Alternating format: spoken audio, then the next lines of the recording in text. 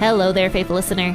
You've tuned in to Season 7 of the Bible Explained podcast.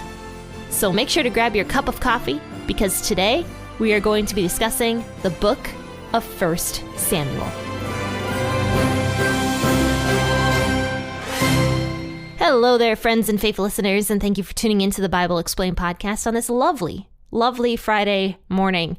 The weather's been really pretty where I'm at. Yesterday it was like a nice, comfortable 40 degrees. It was beautiful, and the sun was out for a while too. So I've been enjoying the weather while I can take it.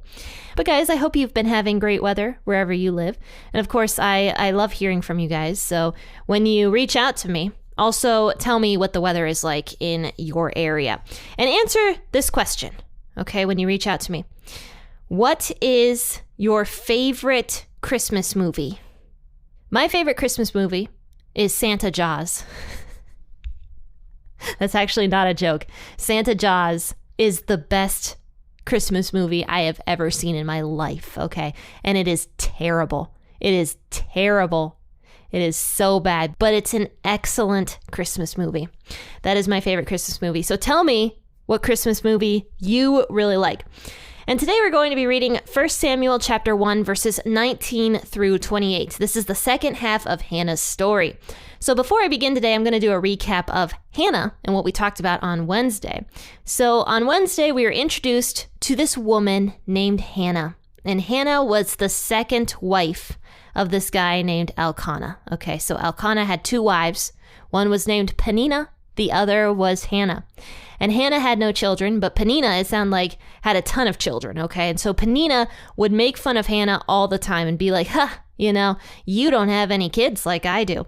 So Hannah was miserable, okay, because who would want to be a second wife, first and foremost? And secondly, she's got this Peninnah lady, her sister wife, making fun of her constantly because she doesn't have children. And so this longing for children was so deep inside of her that she would be distraught every single time they went up to Shiloh to worship God. And so she wouldn't eat anything, she wouldn't drink anything, and she was just so upset every single time they went up. So finally, one year, while they're going up to Shiloh to worship God, Hannah just has enough. She can't handle it anymore. So she goes to the temple by herself and she begins praying in her heart. She's not speaking anything audibly, but she's crying and she's praying. So the judge at the time was actually at the temple. His name was Eli, and he was, watching Hannah do this prayer. And so he thinks that she's drunk, okay? And that kind of shows the condition of Israel at this time period. Because there's been multiple times where I've gone to church and I've seen people crying up on the altar. Actually, it happened recently. My husband and I took a vacation this summer and we went to a church in the region. Well, at the end of the sermon, the pastor was like, come up to the altar to pray or whatever. But there was a woman that went up to the altar and was just sobbing and praying and stuff. And so I feel like I've seen that quite a lot, actually, just over the years, people crying and praying at church or at the altar. And yet Eli thought that Hannah was drunk, and that just shows the condition of Israel, that it was very uncommon probably for people to be praying their hearts out like that to God. So Hannah, in a way, was a unique woman to go to the temple and to pray like that in public where everybody could see her, when it was not something apparently that people did very often. Not to mention, it could be that people were drunk a lot as well. And so Eli saw a lot of drunkenness because he had a lot of drunkenness in his family with his two sons who were priests. And we'll get more into that as the story progresses. So anyway, Hannah, of course, is like, no, I am not drunk. I am just praying my heart out. And so Eli says to her, may God grant your request. And she's like, thank you so much. And she goes away from the temple and she is no longer saddened. It says her face totally changed. She went from sad to glad. And that is where we leave off today. So we're going to read verses 19 through 28 today of 1 Samuel chapter 1. And we're going to learn about the birth of Samuel. As always, I'll be reading this out of the WEB. They rose up in the morning early and worshipped Yahweh. Then they returned and came back to their house in Ramah. Then Elkanah knew his wife, and Yahweh remembered her.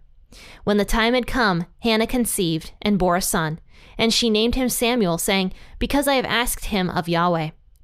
The man Elkanah and all of his house went up to offer to Yahweh the yearly sacrifice and his vow. But Hannah didn't go up, for she said to her husband, "Not until the child is weaned, then I will bring him, that he may appear before Yahweh and stay there forever." Elkanah, her husband, said to her, "Do what seems good to you. Wait until you have weaned him, only may Yahweh establish his word." So the woman waited and nursed her son until she weaned him. And when she had weaned him, she took him up with her with 3 bulls and an ephah of meal and a container of wine, and brought him to Yahweh's house in Shiloh. The child was young. They killed the bull and brought the child to Eli. She said, "Oh, my lord, as your soul lives, my lord, I am the woman who stood by you here, praying to Yahweh. I prayed for this child, and Yahweh has given me my petition, which I asked of him. Therefore I have also given him to Yahweh. As long as he lives, he is given to Yahweh." And he worshipped Yahweh there. So I need to apologize to you guys because I have been making a mistake for like the past few months. And I actually went back into the podcast to listen to myself to see if I made this mistake. And I did, in fact, make this mistake. For the past few months, I have been saying that the temple was in Bethel. And I am wrong. The temple was not in Bethel.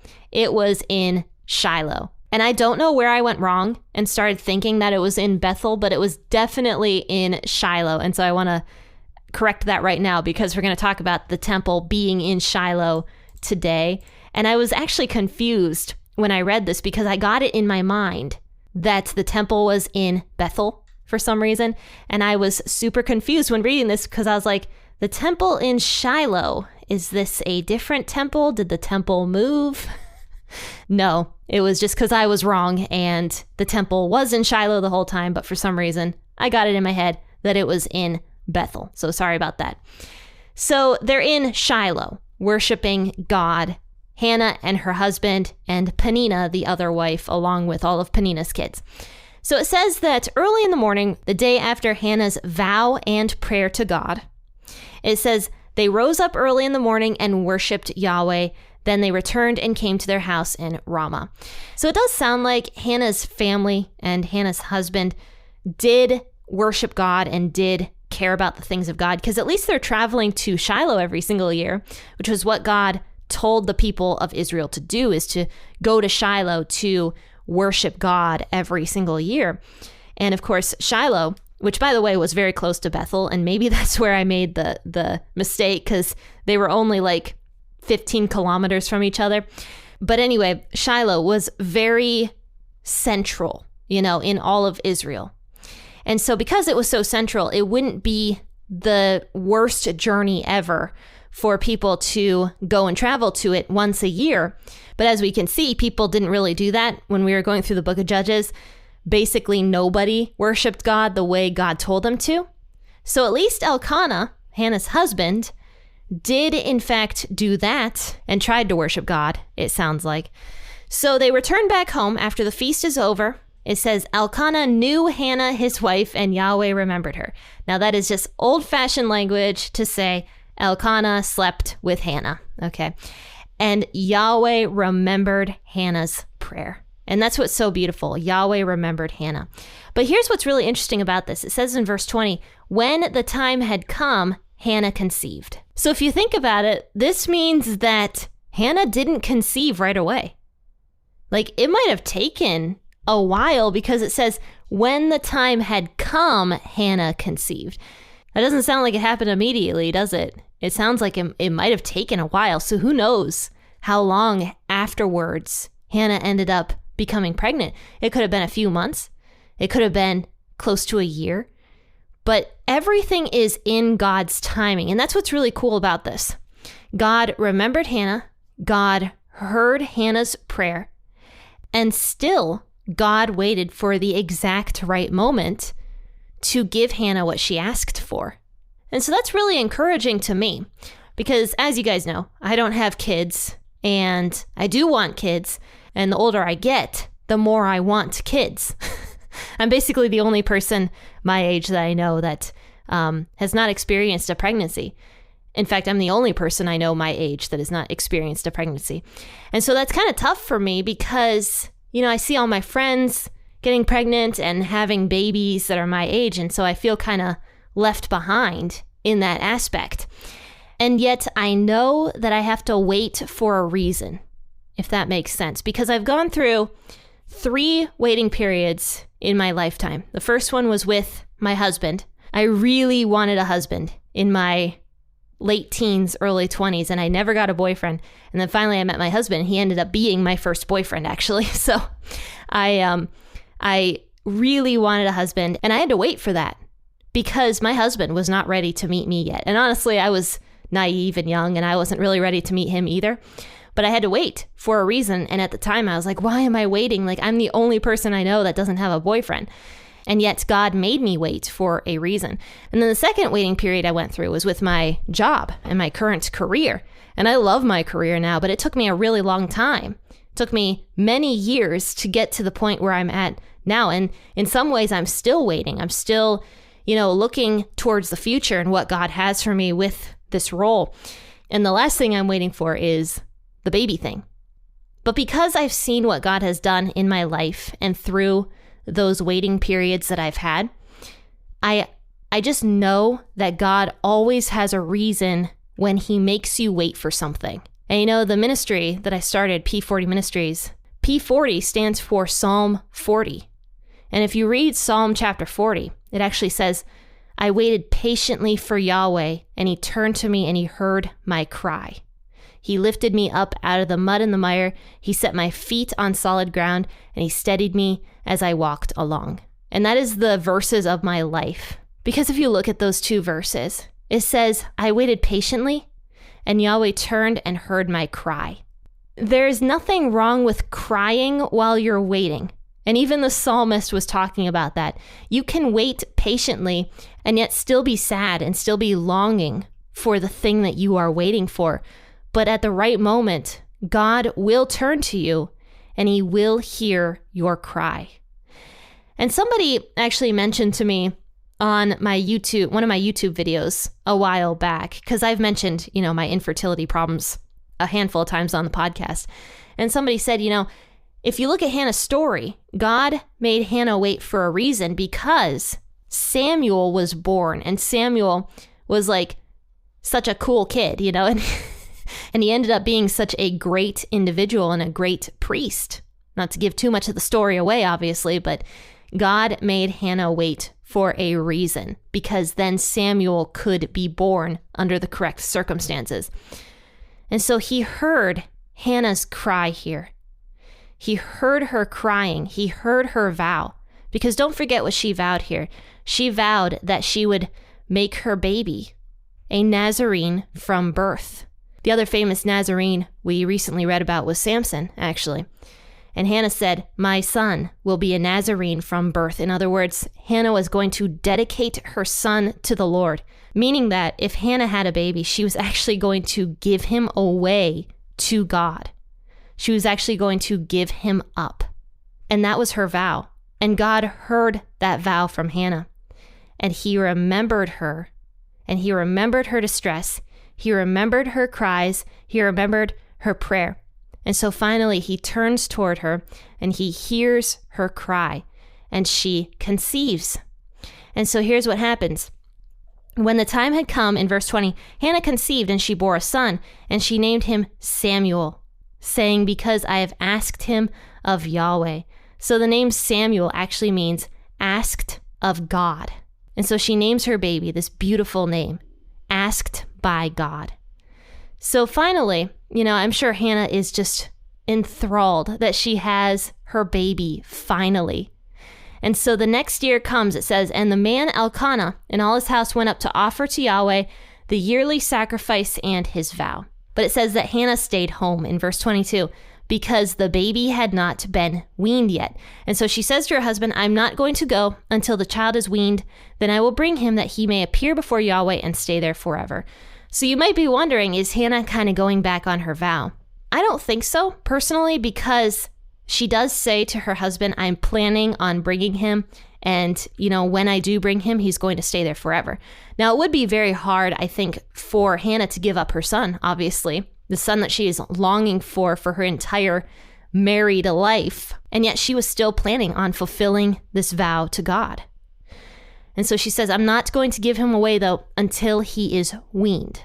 And I can understand her reasoning for this, actually, because, babies who are not weaned are a lot of work, and obviously they need their mothers, like all children, all babies need their mothers. And so I don't think that it would have been right in some ways for Hannah to just give up her baby the second he was born. I think it was wise for her to at least wean him. And usually that was until about 2 or 3 years old. So Hannah stayed at home and weaned her baby for a few years, bonded with him, got to know him, and he got to know her. And then finally it says, once he was weaned, she took him up with her with 3 bulls and an ephah of meal and the container of wine and brought him to Yahweh's house in Shiloh. And the child was young, is what it says. So she didn't wait long. It says after she had weaned him. This means that Hannah really did intend on fulfilling her vow. She didn't wait. A year later, she didn't keep putting it off. She wasn't like, oh, I'll do it in another year. She did it as soon as the baby was weaned, because it says the child was young. So he was probably 3 or 4 years old, maybe 5 at the oldest. And so Hannah takes him up with her to Shiloh. And it says that she presented 3 bulls and an ephah of meal and a container of wine as well with little Samuel. And all of this was a gift to Yahweh because Yahweh had done such a wonderful thing for Hannah.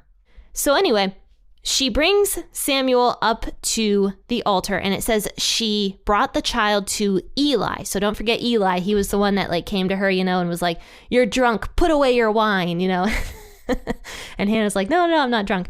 Eli was the judge of Israel at that time, and he was also a priest, by the way. So Eli would be at the temple in Shiloh. So it says that Hannah brings little Samuel up to Eli, and she says, I am the woman that made that prayer so many years ago, and God gave me the child that I asked for. It says in verse 27, I prayed for this child, and Yahweh has given me my petition which I asked of him. Therefore, I have also given him to Yahweh. And so now Hannah fulfills her vow, no matter how hard this was for Hannah to give up her basically newborn child to the temple to serve God all the rest of Samuel's life. Even though that was very hard, Hannah still did it. And she did it because she made that promise to God. So when we make vows, obviously, we are very clearly in Scripture supposed to keep them. Now, Jesus does tell us not even to make vows because we're so bad at keeping them that it's just better to not make a vow than to make one and not be able to keep it. But when we do make them, because it's not necessarily a sin to make a vow, but it is a sin, first and foremost, to make a stupid vow or to make a vow that causes somebody to sin. But Hannah's vow was not one of those vows. Hannah's vow was a vow, A, that she was able to keep, and B, that was actually causing somebody to live in unity with God. Basically, little Samuel was going to grow up at the temple serving God.